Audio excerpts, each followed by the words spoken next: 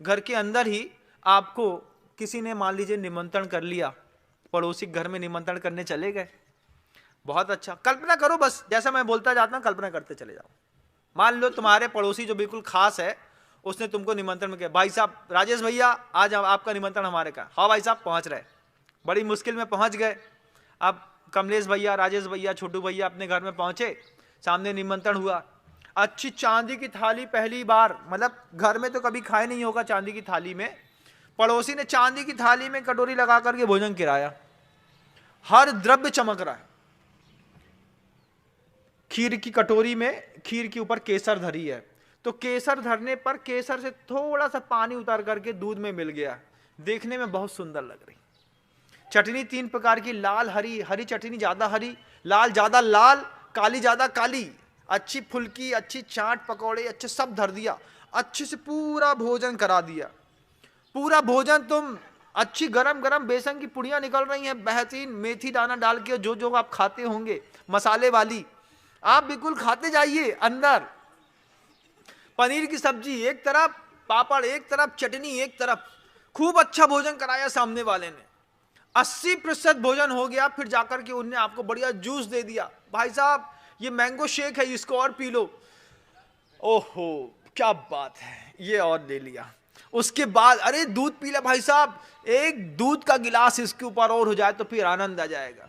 हमको तो लगता है कि बस सीधे स्वर्ग में पहुंच गए भगवान, अपने घर में क्यों रह रही। पड़ोसी कितना अच्छा है, कितने मान सम्मान से भोजन करा रहा है, कितना अच्छा भोजन करा रहा है, दिख भी रहा है कि नहीं। हाँ, अब जब 90% भोजन हो जाए, 90% भोजन होने के बाद सामने वाला बहुत अच्छे प्यार से बोले, यार छोटू तुम्हारा निमंत्रण करके खुशी तो बहुत हो रही है, लेकिन क्या, अब हम इतने खुश हैं, तुमने 1 घंटे से हमको इतने अच्छे से भोजन करा रहे हैं, चेहरे की मुस्कुराहट देखने लायक लगती है, लगता है अरे हम तो राजा साहब हैं, चांदी की थाली में निमंत्रण हुआ भैया, बड़ी किस्मत की बात है, हो गया निमंत्रण।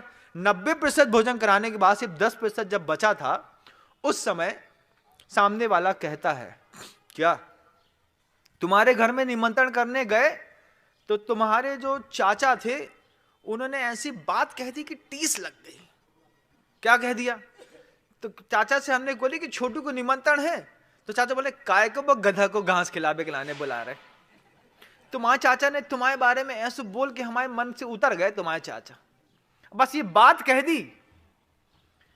भोजन तो अच्छा है, खा भी आपने अच्छे से लिया है, अब आप ये देखिए कि आपको उस भोजन से रस बन रहा है कि नहीं बन रहा। अब काय का रस बन रहा है? अब रस बन रहा है कसाय का। अब ना खीर में मजा है, ना जूस में, ना दूध में, ना फुल्की में, ना हरी में, ना लाल में, ना पापड़ में, ना चावल में, किसी में मजा नहीं है। अब बस एक ही चीज लग रही है, कैसे जो 10 मिनट में जो खाना निपटे, घर में जाकर के सबसे पहले समझाएं, क्यों हम तुमको गधा दिखते हैं? अब ये क्या हो गया भाई? ये क्या है? प्रमत्त योगा प्राण वप्रोपलम हिंसा, इसको कहते हैं बंधुओं कि पूरा भोजन करने के बाद 2 शब्द ऐसे कह दिए कि सामने वाला का मनोबल टूट गया। मनोबल टूट जाने के कारण अंदर गए भोजन ने रस का परिपाक देना खत्म कर दिया। इसलिए जब भी किसी को भोजन कराया जाता है तो अच्छे शब्दों के साथ कराया जाता है। ले लो महाराज, आपके लिए बहुत अच्छा रहेगा, गुरुदेव के पास देखो, गुरुदेव एक बार ले लीजिए, हमारे लिए बहुत अच्छा हो जाएगा। जितना अच्छा भोजन उतने अच्छे शब्द भी हो, तब जाकर के भोजन का परिपाक देह को पुष्ट करता है। बंधु घर के अंदर देखिएगा, अपने आप को थोड़ा महसूस भी करिएगा कि जब आप भोजन करते हैं तो आपकी वो जो प्रिया होती है वो अच्छे से बोल करके भोजन कराती है कि बस क्या किया उसने बताओ, सीख की झाड़ू लगा करके धरती साफ करी और वहीं पे धम्म से एक थाली पटक दी, धरती में चटाई बिछा ली, धरती में थाली रख ली। जबकि विज्ञान कहता है कि भोजन को सीधे अर्थिंग जमीन से नहीं मिलनी चाहिए, बीच में एक लकड़ी का तख्ता या पाटा जरूर होना चाहिए। अगर समझदार पत्नियां हैं पूरे विश्व की तो अपने पति को लकड़ी के पाटे के ऊपर थाली रख करके भोजन कराती हैं। लेकिन बहुत सारी अबोध पत्नियां हैं जो चाहती हैं मेरा पति छिन छिन्न भिन्न भिन्न हो जाए। अब क्या करें? बोले कुछ तो कर नहीं सकते, मार तो सकते नहीं है। एक काम करो, थाली को रख दो जमीन में और दक्षिण की तरफ मुख करा दो इसका, और फिर अपने ही पति को भोजन कराओ, और उसमें भी चिड़चिड़ करके। लो जल्दी खाओ, हमें दूसरे भी काम है। अब ना शब्द अच्छे, ना दिशा अच्छी, ना थाली अच्छी, ना भोजन अच्छा। बेचारा पति निपट गया 55 में, हार्ट अटैक आया। पिताजी बोले गए, माँ बोले माँ तो 78 साल की हो गई, पिताजी तो 25 साल पहले चले गए। बोले क्यों चले गए भाई? वो चले सिर्फ इसलिए गए कि हमारे यहाँ की वस्तु व्यवस्था ऐसी थी कि पत्नियां चला करके दक्षिण दिशा में पति को बैठाती थी, वहीं पे थाली जमीन में रखती थी, उसके बाद चिड़चिड़ करती थी। बोले जल्दी करो, तुम कितना लेट कर देते हो।